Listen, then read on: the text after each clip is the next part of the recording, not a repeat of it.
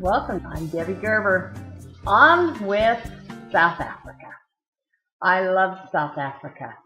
I loved going on the safaris and seeing the animals, and we've done a couple of shows featuring some of the animals. We were able to see the Big Five, which was amazing. We were in the Kruger Park area. We stayed at the Protea Hotel. It was fabulous. That hotel, they had just renovated some of the rooms. They were just gorgeous. The tile work in the bathrooms was fabulous. They were really nice and large rooms. They served great food. Anyway, we liked the Protea Hotel.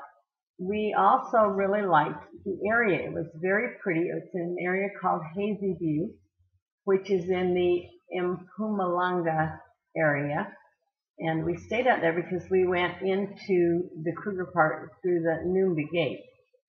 So that area is really nice. And we were able to see all the Big Five in Kruger Park. So I would recommend Kruger Park because I thought it was fabulous. We were able to see the things that we went to see, as well as having really nice hotel conditions and good food.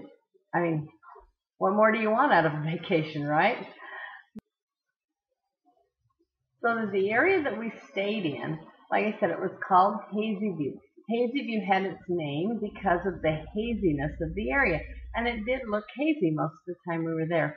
But the views were gorgeous, and I especially not only liked the animals, but I really gained an appreciation for the people. The people of South Africa make a real effort day to day in their living, and you could still see the happy faces, and they were so kind and they were so friendly to us that I really appreciated them for all that they go through to help us when we come on our vacation. We noticed the houses. The houses were different as well as in other areas of Africa. You had the really poor homes that were barely standing up based on like metal and wood structure put together. And then you had homes that had the brick on the outside and that were quite nice. Some of the houses were stucco with tile roofs. So there was just a varying degree of what the different houses looked like. We also noticed that most of them had the little water containers that sat above them or on the roof. And so that's kind of how their water was. It sits up on the roof and then comes down. The water flow is by gravity. A really interesting experience as we went through these towns. The main roads really do all have, the main roads that we went on were paved. Some of the town roads, though, were just gravel and dirt. As we went along, it was fun to just notice the people. You had people that were out making a living from selling fruits and vegetables, and they would have these stands on the side of the road. Some of them even made it decorative by where they put the fruits and vegetables on display. And so they really did try and, they were out there trying to sell their fruits and vegetables. Of course, we weren't allowed, as we were on a bus tour, to stop and have any, but it was fun to notice the commerce and, how the people were entrepreneurial and trying to make some money that way. The other thing that really caught my attention were the children. We see schools here where we live, and some have uniforms and some don't, but everywhere that we went, I saw kids in uniforms for school. And so they had their school uniform, and you could tell, what kind of grade area they were in by the type of uniform or color of uniform they wore, because it changed depending on the age group. And they were all walking a great distance. I'm not sure where the school was. We didn't see the school, we didn't see where buses would stop, but you'd see this long string of children for like miles. And I would assume that they walked a long distance to get to and from wherever they caught their buses to the schools. They had their little backpacks on, and so they obviously had some kind of supplies that they carried to the school. I would have liked to have gone to a school. I try to do that in most countries, but like I said, it was a bus tour, so bus tours have their advantages and they have their disadvantages. You know, the advantage of a bus tour is that it's all done for you. You're taken care of. They know where you're going, you know, so the safety is probably greater. Your chance of getting lost or having problems is less. You know, knowing the type of accommodations you're going to be will be fairly standard to that tour company. You know, you've got someone to ask questions for and help you, and someone to drive you. So bus tours are a really great way to go to a country or area that you are unfamiliar with, or that you are not comfortable in doing on your own.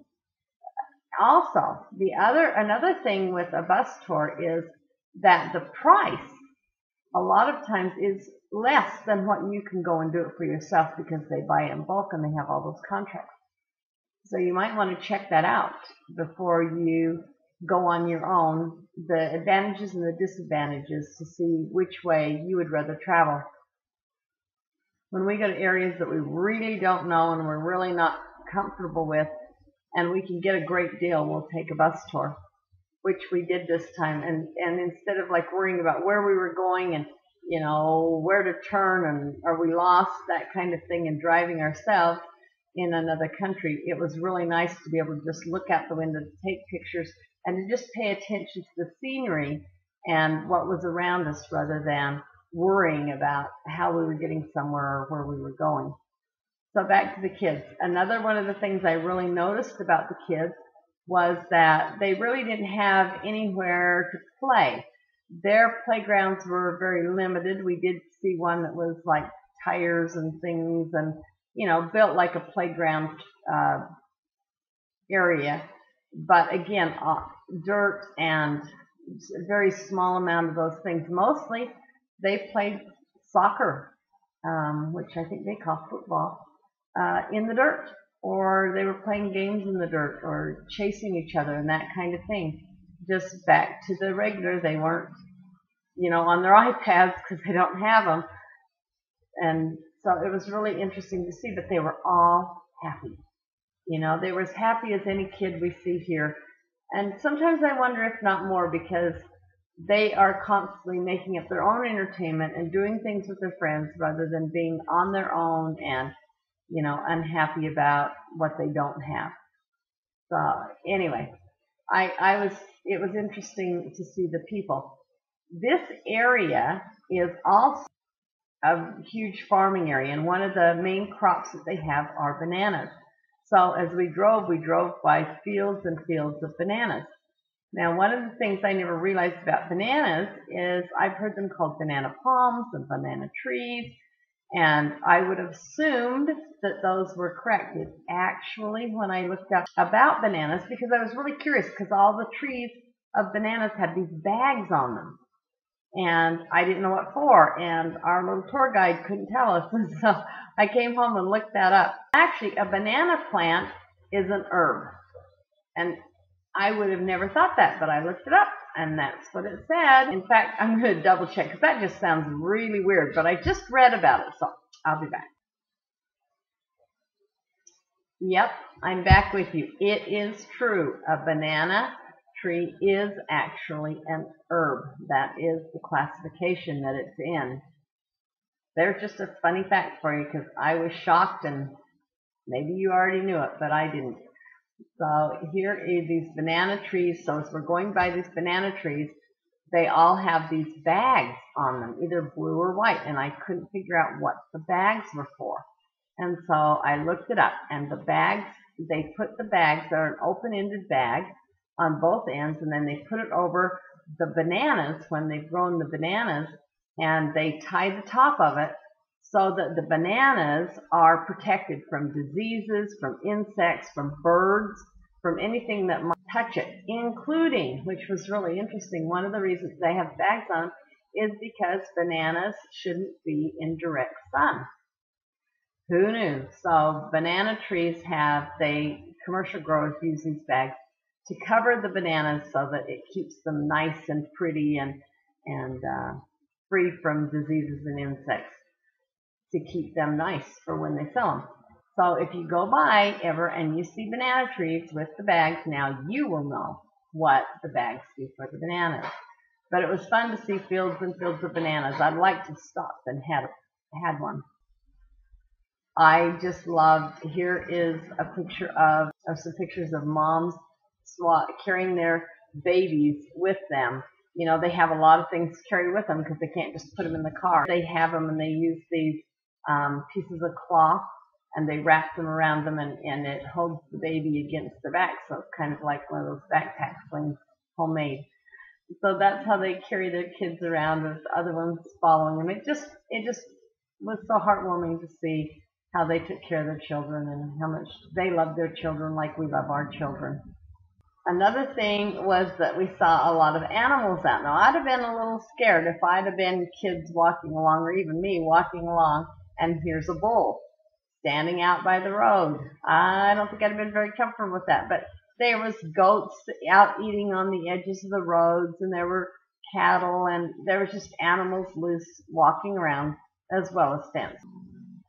A lot of the homes didn't have running water. You would see people carrying big things of water on their head or in bottles back to their houses. We even saw one area where they were gathering water and putting water in big barrels, and then people would come and pick them up from them. And so that was another thing that someone was doing, was providing a water service. Even though some of the houses didn't have running water or were in a rather poor circumstance, most of them still had some kind of electricity.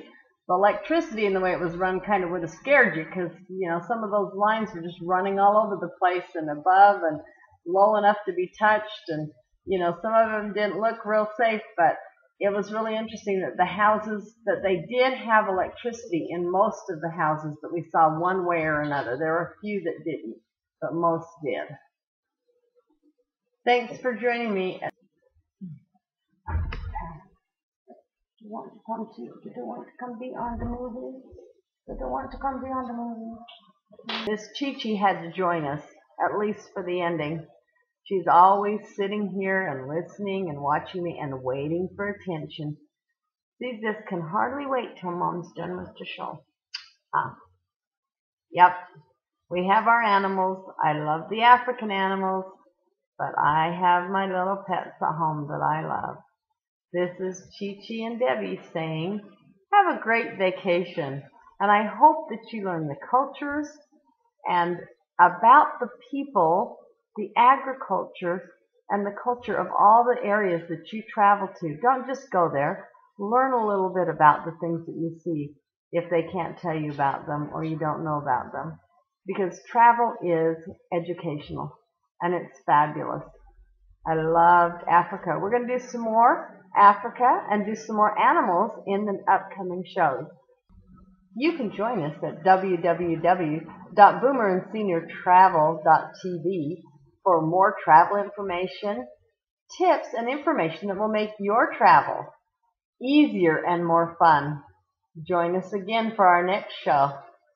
Hi, Chi. Say hi, everybody. Yep, I know. She didn't really need to be in the video, but today I wanted to let her. Come see us at Boomer and Senior Travel today.